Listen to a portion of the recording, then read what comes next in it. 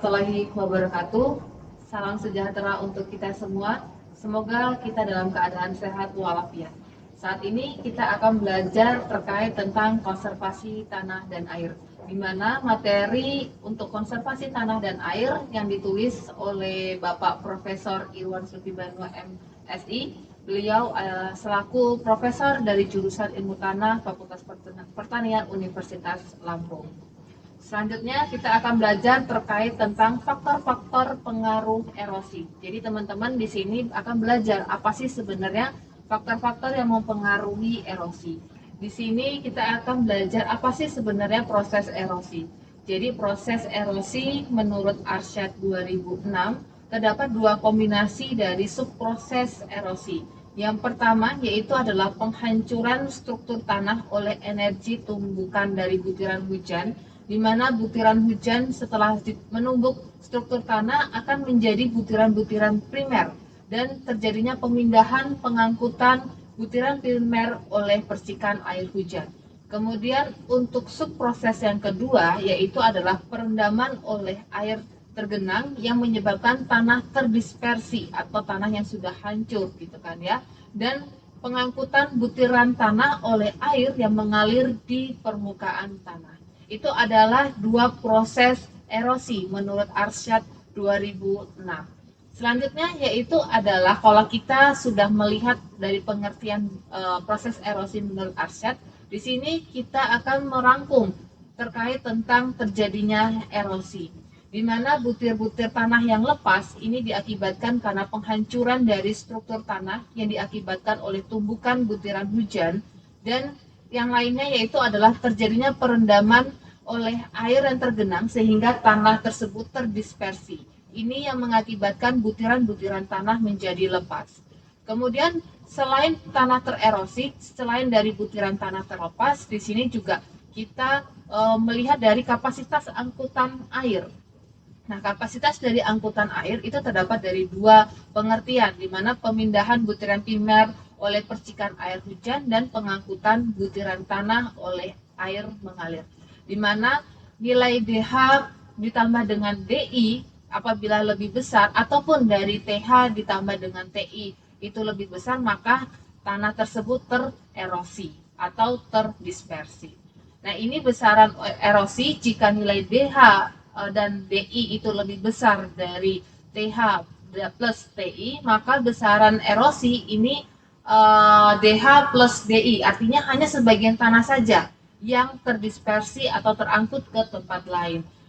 Itu adalah rangkuman dari proses erosi menurut Arsyad 2006. Nah, menurut Ellison tahun 1947 dan Sinakaban 1981, proses erosi terdiri dari 4 fase, yang dimana fase pertama yaitu adalah pemecahan, kemudian yang kedua adalah pengangkatan, dan yang ketiga adalah pengangkutan, dan terakhir adalah pengendapan. Jadi di sini teman-teman harus mengingat proses erosi itu terdiri dari 4 fase: pemecahan, pengangkatan, pengangkutan, dan pengendapan. Untuk fase yang pertama yaitu adalah partikel tanah dipecahkan oleh butiran air hujan dan gerusan air aliran permukaan pada tanah terbuka. Energi butiran hujan ini yang menjadi faktor utama terjadinya erosi. Nah, proses pemecahan partikel tanah oleh butiran hujan secara langsung ini mudah atau tidak tanah terpecah oleh kapasitas dari butiran air hujan. Ini merupakan pengertian dari erosi percikan atau splash erosion. Kemudian yang disebut dengan erosi gerusan atau score erosion, ini adalah proses pemecahan dari partikel tanah oleh gerusan aliran permukaan yang memiliki di mana tanah-tanah dan memiliki sifat aliran permukaan yang cukup tinggi. Itu yang dimaksud dalam erosi gerusan. Oke, selanjutnya setelah fase pertama kita menginjak ke fase kedua, yaitu pada fase kedua adalah terjadinya pengangkatan. Pengangkatan yang dimaksud pada terjadinya erosi yaitu adalah partikel tanah pada proses gerusan atau yang tanah awalnya telah terjadi penghancuran oleh energi kinetik air hujan, sehingga terjadinya pengangkatan oleh partikel. Nah, pengangkatan tersebut akan mengalami gerusan yang terjadi secara segera setelah dilepaskan oleh air hujan tersebut. Kemudian di fase ketiga yaitu adalah partikel tanah yang telah dilepas secara segera ini memasuki fase pengangkutan. Jadi di awal yaitu adalah penghancuran oleh air hujan, kemudian partikel tanah yang sudah hancur akan terangkat. Nah, kemudian setelah tanah tersebut terangkat dan terdapat aliran permukaan, maka terjadinya pengangkutan. Nah, nanti di akhir biasanya di bagian hilir akan terjadinya deposisi atau pengendapan. Pengendapan dari partikel tanah, di mana pengendapan partikel tanah tersebut biasanya membawa bahan organik, kemudian partikel yang sangat ringan yaitu adalah debu, kemudian partikel-partikel unsur hara baik dari N, P, K yang biasanya terendap di bagian sungai atau bagian hilir. Kemudian partikel yang dipercikan ini mempunyai dua pengaruh. Yang pertama yaitu adalah terjadinya pemadatan tanah, menutupi dan pembentukan kerak di permukaan akibat penutupan dari pori. Kemudian yang kedua yaitu adalah mentransfer energi pada partikel lain dan seterusnya. Ini adalah partikel yang dipercikan mempunyai dua pengaruh. Jadi ada yang pemadatan dan juga terjadinya pentransferan energi oleh partikel lain dan seterusnya. Oke, selanjutnya kita ilustrasikan seperti gambar yang teman-teman bisa lihat di sini pada tumbukan di bagian permukaan tanah, di mana kalau kita lihat pada permukaan tanah ini memiliki tanah dengan agregat yang sangat gembur, gitu kan ya, sangat mudah pecah. Apabila air hujan mengenai partikel tanah yang sangat mudah sekali pecah, mudah sekali hancur, maka akan mengakibatkan partikel-partikel tanah tersebut akan pecah gitu kan ya. Nah, pecahan tersebut ini akan mengakibatkan pecahan tersebut akan memasuki ruang pori tanah, di mana ruang pori tanah ini akan menutupi partikel-partikel yang ada di permukaan tanah, sehingga apabila kondisi pada saat kering ini akan mengakibatkan pengerasan dari permukaan tanah sehingga akan membentuk kerak di permukaan tanah, sehingga apabila terjadinya hujan ini akan membatasi dari masuknya air, kemudian juga bisa meningkatkan terjadinya runoff, meningkatkan terjadinya erosi, dan menghambat munculnya bibit tanaman. Ini yang faktor negatif apabila terjadinya erosi atau permukaan tanah tidak ditutupi dengan understory atau seresah ataupun dengan tanaman. Selanjutnya yaitu adalah kita akan belajar terkait tentang apa sih faktor-faktor erosi. Jadi faktor-faktor terjadinya erosi itu terdapat 4 faktor, yang dimana faktor pertama yaitu adalah iklim, kemudian faktor kedua yaitu adalah topografi, faktor ketiga adalah vegetasi, faktor yang selanjutnya yaitu adalah manusia, dan tidak lain jumpa yaitu adalah faktor erosi juga dipengaruhi oleh faktor tanah. Terdapat 2 jenis peubah. Jadi faktor erosi ini ada 2 peubah yang bisa diubah oleh manusia dan yang tidak bisa diubah oleh manusia. Apa saja faktor-faktor yang bisa diubah oleh manusia? Salah satunya yaitu adalah vegetasi. Vegetasi ini bisa diubah oleh manusia, sehingga manusia ini memiliki peran penting pada saat melakukan konservasi tanah dan air dan proses terjadinya erosi. Kemudian yang kedua yaitu adalah sifat dari tanah tersebut. Sifat tanah itu juga mempengaruhi proses terjadinya erosi. Jika tanah-tanah di kondisi yang sangat remah, kemudian memiliki kesuburan yang tinggi, kapasitas dari infiltrasinya tinggi, dan ketahanan agregatnya sangat lemah, sehingga apabila terjadinya erosi, maka terjadinya peningkatan dari tingkat erosi yang terjadi. Kemudian topografi. Topografi ini juga dapat diubah oleh manusia. Topografi yang bisa diubah oleh manusia yaitu adalah panjang lereng. Panjang lereng itu juga bisa diubah oleh manusia. Kemudian yang tidak bisa diubah oleh manusia yaitu adalah iklim, kemudian tipe tanah, dan kecuraman dari lereng. Jadi faktor dari lereng itu ada faktor yang bisa kita hitung erosi adalah kecuraman dari lereng dan panjang dari lereng. Yang tidak bisa diubah yaitu adalah tingkat kecuraman dari lereng. Yang bisa kita ubah yaitu adalah panjang lerengnya. Selanjutnya yaitu yang tidak bisa diubah yaitu adalah iklim, kemudian tipe tanah, dan kecuraman dari lereng. Jadi kecuraman dari lereng itu tidak bisa diubah oleh manusia. Yang bisa diubah oleh manusia yaitu adalah panjang dari lerengnya. Kemudian iklim dan tipe tanah itu adalah sudah alamiah yang terjadi di alam tersebut. Sehingga yang kita bisa lakukan yaitu adalah menjaga, kemudian melestarikan alam tersebut agar tidak menjadi rusak. Selanjutnya yaitu adalah 3 faktor utama erosi menurut Morgan 1979, di mana 3 faktor utama tersebut yaitu adalah adanya erosivitas, kemudian erodibilitas, dan perlindungan dari tanah tersebut. Untuk erosivitas, energi dari erosivitas yaitu adalah energi dari air hujan. Jadi energi curah hujan dan aliran permukaan ini merupakan faktor utama terjadinya erosivitas.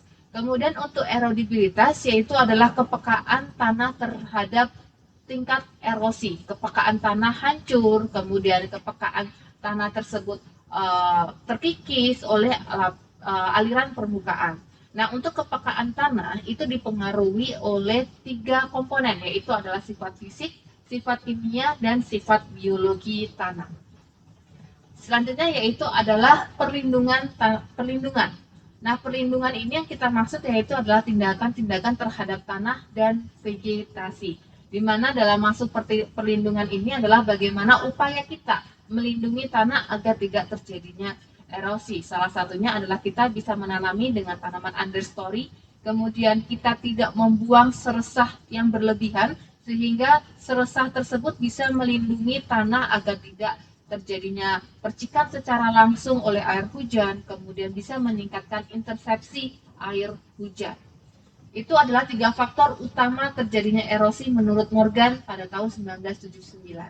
Selanjutnya yaitu adalah menurut Hudson 1979, ini mensederhanakan kembali dari 2 golongan erosivitas dan erodibilitas, yang dimana erosivitas dan erodibilitas ini dikembangkan sehingga terdapat rumus yaitu adalah Useley, gitu kan ya. Di mana rumus Useley untuk menghitung erosi yaitu adalah A sama dengan R dikali K dikali LS dikali CP. Di mana R yaitu adalah erosivitas, di mana erosivitas ini faktor yang pengaruhnya yaitu adalah faktor dari curah hujan dan faktor dari runoff. Kemudian untuk K yaitu adalah erodibilitas, di mana erodibilitas ini akan berpengaruh dengan tanah, kemampuan tanah terhadap erosi, kepekaan tanah terjadinya erosi. Kemudian LS yaitu adalah panjang lereng dan tingkat dari kemiringan lereng. Kemudian CP yaitu adalah pengolahan dari tanaman, dan P-nya adalah tindakan konservasi. Sehingga yang saat ini kita pelajari, yang kita sering mendapatkan literatur bahwa faktor erosi itu terdapat banyak sekali faktornya, di mana untuk menghitung erosi atau A yaitu adalah R dikali K dikali LS dikali CP, di mana R erosivitas, K adalah erodibilitas, LS yaitu adalah kelerengan, kemudian CP adalah pengolahan dan tanaman. Itu adalah erosi menurut Hudson dengan menggunakan rumus Useley. Selanjutnya yaitu adalah kita akan memaparkan satu persatu faktor-faktor pengaruh erosi, baik dari iklim, kemudian erodibilitas, panjang lereng, kemudian pengolahan tanah dan tanaman. Yang pertama yaitu adalah kita akan membahas terkait tentang iklim. Jadi iklim yang kita akan bahas ini banyak sekali faktor yang mempengaruhi terjadinya erosi. Salah satunya adalah hujan. Hujan yang kita ukur yaitu adalah besarnya curah hujan, kemudian intensitas dari curah hujan, distribusi hujan, dan kecepatan jatuhnya air hujan. Ini yang mengakibatkan faktor erosi dan aliran permukaan. Untuk besaran curah hujan yaitu adalah volume air yang jatuh pada suatu area tertentu dengan massa tertentu, yang dimana satuan dari besaran curah hujan yaitu adalah meter kubik per luasannya atau juga bisa milimeter. Oke, selanjutnya yaitu adalah intensitas hujan, di mana intensitas hujan yang kita simbolkan adalah I, yang dimana intensitas hujan itu artinya adalah jumlah hujan yang jatuh dalam satu waktu yang singkat, yaitu 5 menit, 10 menit, 15 menit, ataupun 30 menit yang kita ukur dalam waktu tertentu. Itu adalah perbedaan antara besaran curah hujan dan intensitas hujan. Jadi faktor penentu erosivitas yaitu yang kita hitung yaitu adalah besarnya air hujan itu berapa banyak, berapa meter kubik per luasan, kemudian berapa milimeter per jam untuk intensitasnya. Oke, selanjutnya yaitu adalah ini adalah rumus terkait tentang intensitas air hujan. Jadi untuk intensitas minimal yang kita gunakan rumusnya yaitu adalah 0,2 ditambah 0,1 dikali dengan lamanya hujan. Yang tadi sudah saya jelaskan bahwa nilai lamanya hujan ini kita tentukan mau 5 menit, 10 menit, 15 menit atau 30 menit, kemudian dikalikan dengan 1500 mm per jam. Itu adalah rumus untuk intensitas minimal. Kemudian untuk hujan lebih, arti dari hujan lebih itu adalah yang pertama, suatu hujan yang lamanya kurang dari 1 jam, ini merupakan hujan lebih. Jika jumlah air yang jatuh adalah lebih dari 20 mm. Kemudian untuk pengertian dari hujan lebih, yaitu adalah suatu hujan yang lamanya lebih dari 1 jam, ini merupakan hujan lebih jika memenuhi persamaan yang di atas, yaitu adalah persamaan jika lamanya hujan kurang dari 1 jam, namun untuk jumlah air hujannya itu adalah lebih dari 20 mm. Ini untuk pengertian dari hujan lebih. Oke, selanjutnya yaitu adalah kita akan mengenal terkait tentang klasifikasi dari intensitas hujan. Ini menurut Koncake dan Bierstadt tahun 1959, di mana klasifikasi intensitas hujan ini ada klasifikasinya rendah atau yang biasa kita sebut dengan hujan gerimis, gitu kan ya. Kemudian sedang, lebat dan sangat lebat. Nah, untuk intensitas dari hujan yang lebih dari 50 mm per jam, maka kita bisa mengklasifikasikan adalah sangat lebat. Kemudian jika intensitas hujannya kurang dari 6,25 mm per jam, maka klasifikasi untuk kategori hujannya yaitu adalah rendah atau gerimis. Itu adalah klasifikasi intensitas hujan menurut Koncake dan Bierstadt tahun 1959. Selanjutnya yaitu adalah korelasi antara intensitas hujan dengan ukuran dari butiran air hujan. Jadi ini adalah korelasi dari intensitas hujan dengan butiran air hujan, di mana apabila intensitas hujannya yaitu adalah 0,25 mm per jam, maka rata-rata untuk butiran hujannya yaitu sebesar 0,75 hingga 1 mm. Itu adalah korelasi dari hasil penelitian menghubungkan antara intensitas hujan dengan median atau rata-rata dari butiran air hujan. Nah, itu kemudian untuk hujan, jadi kecepatan dari hujan jatuh ini banyak sekali pengaruhnya. Yang salah satunya yaitu adalah gravitasi, kemudian ketahanan udara dan angin. Jadi kecepatan jatuh butiran hujan itu ada 3 faktor, gravitasi, ketahanan udara, dan angin. Nah, selanjutnya yaitu adalah gravitasi. Nah, gravitasi ini sangat berpengaruh terhadap keseragaman dari semua ukuran butir.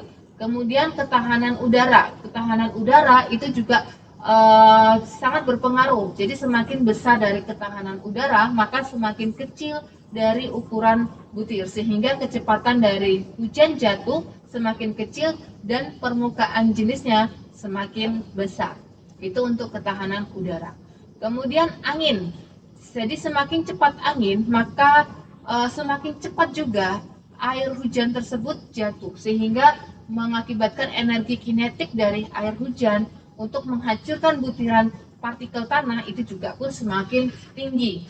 Itu adalah kecepatan dari jatuhnya butiran hujan dipengaruhi oleh 3, gravitasi, tahanan udara, dan angin. Oke.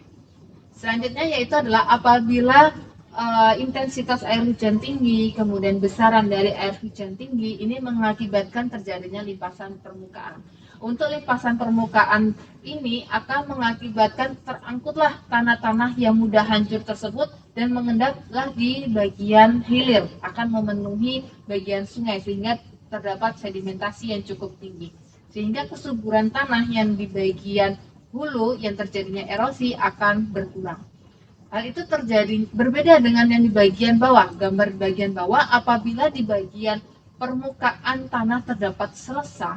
Jadi selesah itu sangat sekali menguntungkan atau merupakan salah satu dari teknologi konservasi tanah.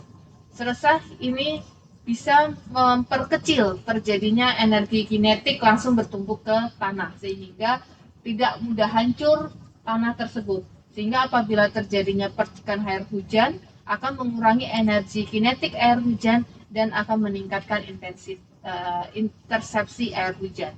Sehingga kalau kita lihat di bagian akhir air tersebut tidak membawa partikel tanah. Jadi air hanya mengalir begitu saja dan partikel tanah di bagian permukaan itu masih terjaga. Oke. Selanjutnya yaitu adalah untuk distribusi hujan ini adalah menentukan sampai batas tertentu apakah dalam jumlah hujan tahunan akan menyebabkan terjadinya erosi atau tidak. Nah, ini terdapat korelasi antara distribusi musim dengan kekuatan perusakan hujan tergantung dari kondisi iklim daerah yang bersangkutan. Tadi sudah kita jelaskan bahwa setiap daerah berbeda-beda iklimnya dan iklim tidak bisa kita ubah. Kemudian selanjutnya yaitu adalah kita akan menghitung dari energi kinetik dari air hujan. Jadi sifat hujan yang terpenting dalam erosi itu adalah energi kinetik. Nah, bagaimana cara menghitung energi kinetik? Kalau kita belajar terkait tentang fisika tanah, bahwa energi kinetik yaitu adalah 1,5 massa butiran hujan dikali dengan kecepatan hujan yang kuadrat. Jadi ini adalah rumus SMP gitu kan, kita sudah mendapatkan rumus fisika untuk energi kinetik adalah setengah M dikali dengan V kuadrat. V-nya itu adalah kecepatan dari hujan.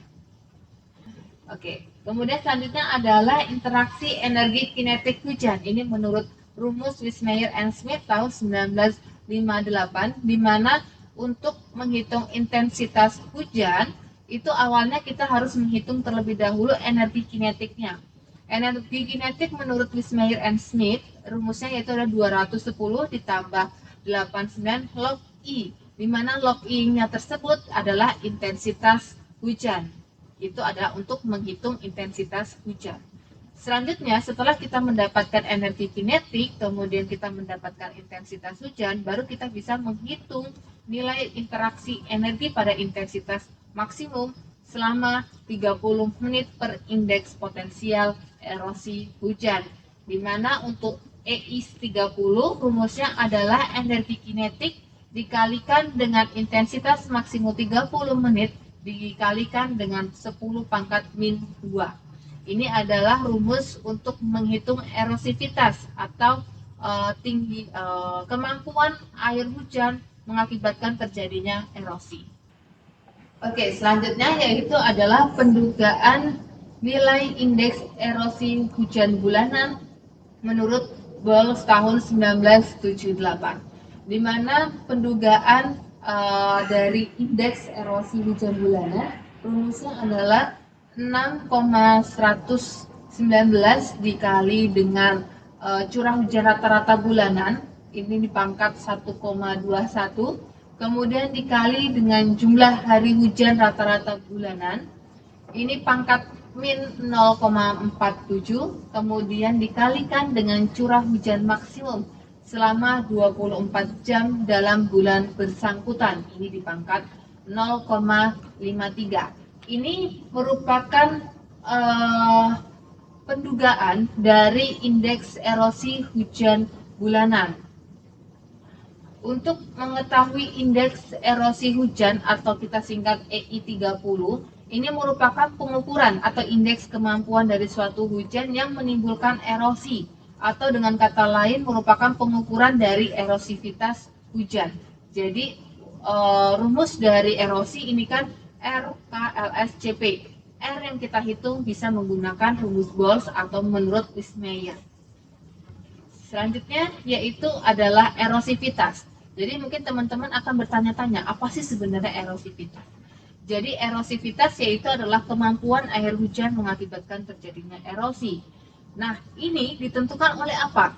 Jadi ditentukan yang pertama adalah intensitas dari hujan. Kemudian diameter butiran hujan, kecepatan jatuhnya hujan, dan kecepatan angin.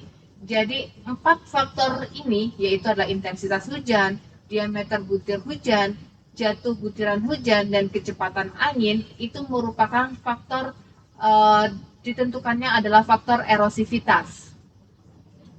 Kemudian bagaimana pendugaan erosi? Jadi pendugaan erosi atau yang biasa kita singkat adalah AP gitu kan ya. Ini rumusnya adalah total curah hujan dikalikan dengan intensitas hujan maksimum, di mana total curah hujan kita konversikan menjadi sentimeter, kemudian untuk intensitas hujan maksimum kita konversikan yaitu adalah sentimeter per jam. Ini adalah pendugaan dari erosi. Selanjutnya yaitu adalah kita masuki faktor yang kedua. Faktor pengaruh erosi yang pertama yaitu adalah erosivitas, tadi kan ya sudah kita pelajari hujan. Kemudian faktor kedua adalah topografi. Jadi topografi ini merupakan faktor utama yang mempengaruhi terjadinya erosi. Jadi topografi antara lain yaitu adalah kemiringan lereng dan panjang lereng. Jadi kemiringan lereng ini berpengaruh terhadap jumlah dari aliran permukaan, kemudian kecepatan aliran permukaan, jumlah butir tanah yang terpecik, dan kehilangan dari tanah.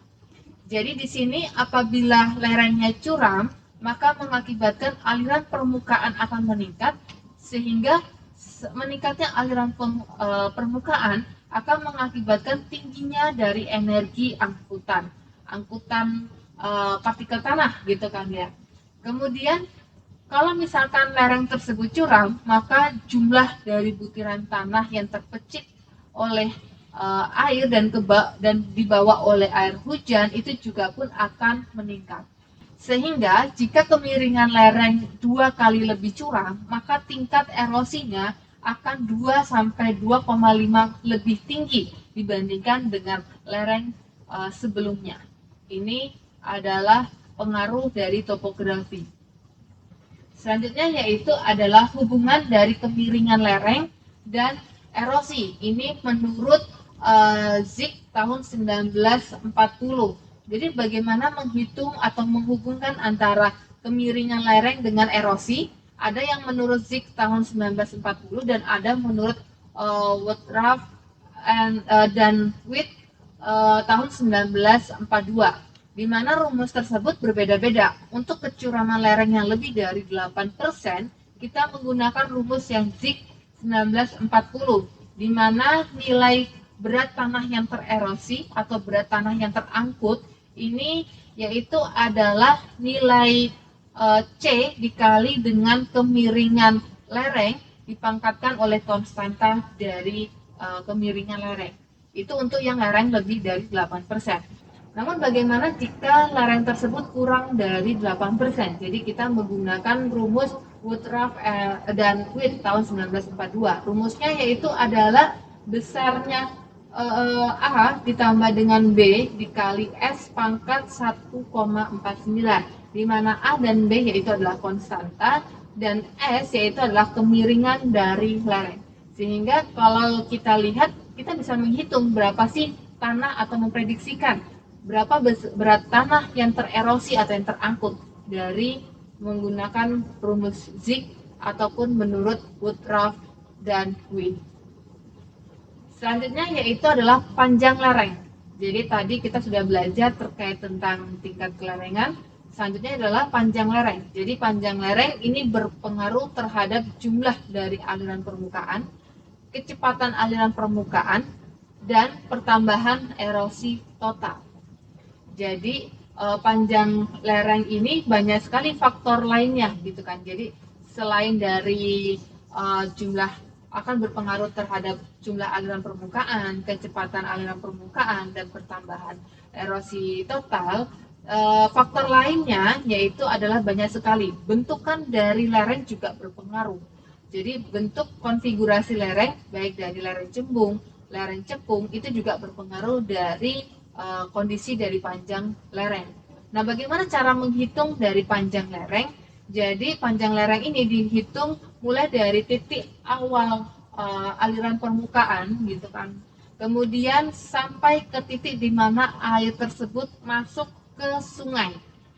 Jadi, panjang lereng dihitung dari titik awal dari aliran permukaan hingga ke sungai. Kemudian bagaimana rumusnya? Jadi rumus dari panjang lereng yaitu adalah nilai X sama dengan nilai C, yaitu adalah besarnya kelerengan dikali dengan panjang lereng dipangkatkan dengan N-nya. Nah, tadi sudah kita jelaskan panjang lereng juga akan berhubungan dengan bentukan, cekungan, ataupun cembungan dari lereng. Selain itu juga keseragaman dari lereng. Keseragaman lereng itu juga akan berpengaruh terkait tentang panjang lereng dan besaran dari kemiringan dan faktor erosi. Jadi kalau kita lihat bahwa keseragaman lereng ini ada yang lereng curam, ada lereng datar, ada panjang, dan ada yang pendek. Dan arah lereng juga akan berpengaruh terhadap pengendapan dari partikel tanah.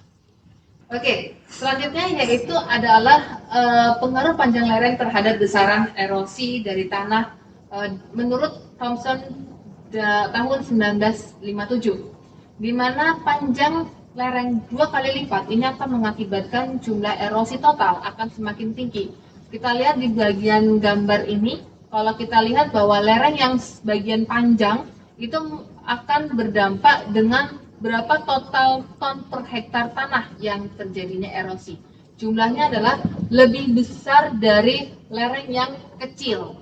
Itu kalau kita lihat dari 143 ton yang lereng pendek, ya kan, itu memiliki besaran erosi tanah sebesar 83 ton per hektar. Selanjutnya yaitu adalah faktor yang ketiga. Faktor yang ketiga yaitu adalah vegetasi. Vegetasi sangat berpengaruh terhadap besaran dari erosi tanah. Semakin tebal atau semakin lebat dari vegetasi, maka erosi tersebut akan rendah. Nah, pengaruh vegetasi terhadap aliran permukaan dan erosi ini banyak sekali pengaruhnya. Yang pertama yaitu adalah meningkatkan intersepsi air hujan, kemudian pengurangan dari kecepatan aliran permukaan dan kekuatan perusak dari air hujan dan aliran permukaan nanti dihubungkan dengan akar, dihubungkan dengan bahan organik, dan dihubungkan dengan keadaan aktivitas biologi dalam tanah dan transpirasi. Jadi pengaruh dari vegetasi terhadap aliran permukaan dan erosi ada 4: intersepsi air hujan, pengurangan kecepatan aliran permukaan, nanti akan berhubungan dengan akar, bahan organik dan sebagainya, dan intersepsi dari air hujan juga akan meningkat, dan transpirasi akan berpengaruh terhadap aliran permukaan dan erosi. Bagaimana cara menghitung intersepsi hujan? Jadi untuk menghitung jumlah air hujan yang terintersepsi yaitu adalah kapasitas intersepsi ditambah dengan kecepatan evaporasi dikali dengan lamanya waktu hujan. Itu adalah intersepsi dari hujan. Selanjutnya adalah apabila adanya vegetasi, ini mampu menekan laju aliran permukaan sehingga ini akan meningkatkan infiltrasi tanah dan mengurangi dari terjadinya limpasan permukaan, terutama pada tanaman-tanaman yang merambat gitu kan di permukaan tanah. Kemudian akar tumbuhan dan biologi tanah ini juga mampu mengurangi tingkat erosi. Oke, selanjutnya yaitu adalah transpirasi. Transpirasi yaitu adalah memperbesar kapasitas tanah untuk menyerap air hujan. Oke, selanjutnya yaitu adalah faktor keempat. Faktor keempat yaitu adalah tanah. Tanah apa yang kita sebut yaitu adalah erodibilitas. Jadi sifat-sifat tanah yang mempengaruhi kepekaan erosi. Nah, faktor-faktornya apa saja? Yaitu adalah tekstur, struktur, bahan organik, kedalaman tanah, sifat lapisan bawah, kesuburan tanah. Ini faktor-faktor seperti tekstur, struktur, bahan organik ini mempengaruhi laju infiltrasi, mempengaruhi permeabilitas, mempengaruhi kapasitas menahan air, dan mempengaruhi ketahanan struktur tanah. Selanjutnya adalah tekstur. Jadi apa sih sebenarnya pengertian tekstur? Tekstur adalah perbandingan atau proporsi ukuran butir primer baik dari pasir, debu, dan liat. Apabila tanah tersebut bertekstur pasir dengan ketahanan struktur yang tinggi, maka laju infiltrasi akan lebih tinggi daripada permeabilitas. Selain itu juga permeabilitas akan lebih tinggi dari kapasitas menahan air, sehingga erosi dapat diabaikan. Nah, apabila tanah tersebut memiliki liat yang tinggi, maka butiran hujan yang jatuh ini mengakibatkan liat akan memasuki ruang pori, sehingga akan menghambat dari partikel atau lapisan permukaannya. Dan aliran permukaan akan mengakibatkan jadi tinggi, erosi pun juga akan tinggi. Namun apabila strukturnya mantap atau tidak mudah terdispersi, tidak mudah hancur, maka infiltrasi yang akan besar dan aliran permukaan serta erosi itu tidak terlalu tinggi. Itu untuk tekstur tanah. Kemudian masuk ke dalam struktur. Jadi struktur ini tanah-tanah yang memiliki struktur granular gitu kan ya, ini lebih terbuka dan akan menyerap air lebih cepat karena susunan partikelnya yang tidak begitu rapat dan memiliki ruang pori. Nah, untuk kekuatan ikatan antar butiran tanah ini menentukan kekuatan dari struktur. Contohnya pada tanah-tanah jenuh dengan kandungan natrium ini mudah sekali terdispersi daripada yang kandungannya memiliki Ca dan Mg. Nah, ini adalah contoh dari struktur tanah di mana ada yang struktur granular, kemudian ada yang gumpal bersudut, ada yang prismatik, ada yang masif, dan lain sebagainya. Pada yang granular ini memiliki ruang pori lebih banyak dibandingkan yang prismatik, sehingga air yang ada di permukaan akan lebih cepat masuk ke dalam tanah. Selanjutnya yaitu adalah, nah ini contohnya seperti gambar yang di atas di mana ada persentase pasir yang misalkan tinggi, kemudian ada debu, ada yang liat. Pasir itu lebih cepat menyerap air di bagian bawah, berbeda dengan yang liat dibandingkan juga yang debu. Tetapi liat itu sangat sedikit untuk menembus air dibandingkan dengan yang debu. Kemudian selanjutnya adalah bahan organik. Bahan organik ini juga memiliki peran sangat penting. Nah, apa sih peran dari bahan organik? Jadi peran dari bahan organik adalah pembentukan struktur, kemudian perlindungan tanah, sehingga ini mampu mengurangi energi kinetik memukul partikel tanah, kemudian kemampuan menyerap dan menahan air. Kemudian kedalaman tanah. Tanah yang dalam dan permeabilitasnya rendah ini memiliki tanah yang peka terhadap erosi. Kedalaman tanah sampai dengan lapisan kedap ini menentukan banyaknya air yang dapat terserap oleh tanah. Itu untuk kedalaman tanah. Selanjutnya yaitu adalah sifat lapisan bawah. Tanah yang lapisan bawahnya berstruktur granular ini memiliki permeabilitas kurang peka terhadap erosi. Nah, sedangkan dengan tanah yang lapisan bawahnya padat, yang kurang dari permeabilitasnya ini akan peka terhadap erosi.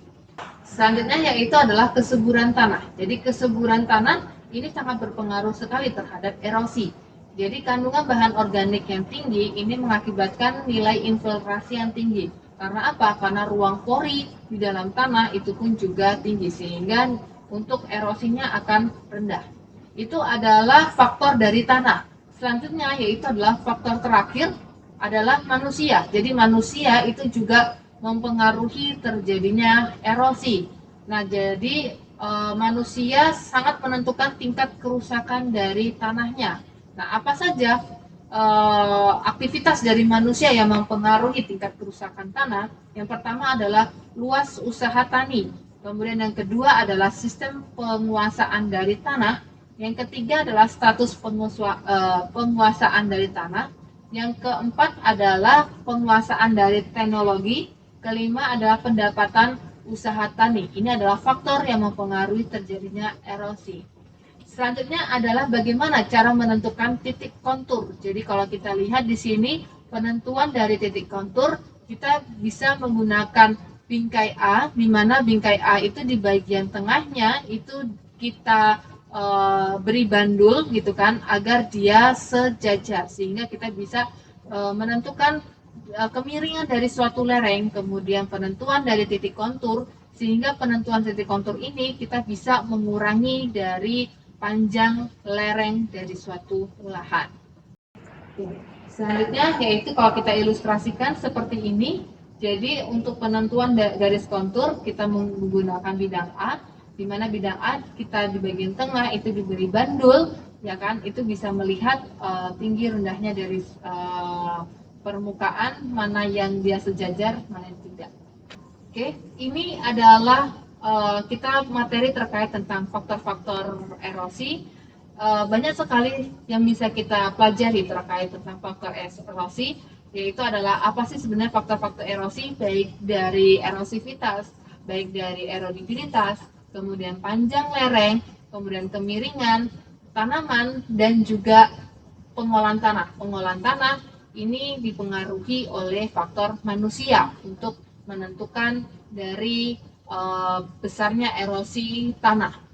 Sekian pertemuan kita terkait tentang faktor erosi. Kami minta maaf apabila banyak kesalahan. Kita akhiri. Wassalamualaikum warahmatullahi wabarakatuh.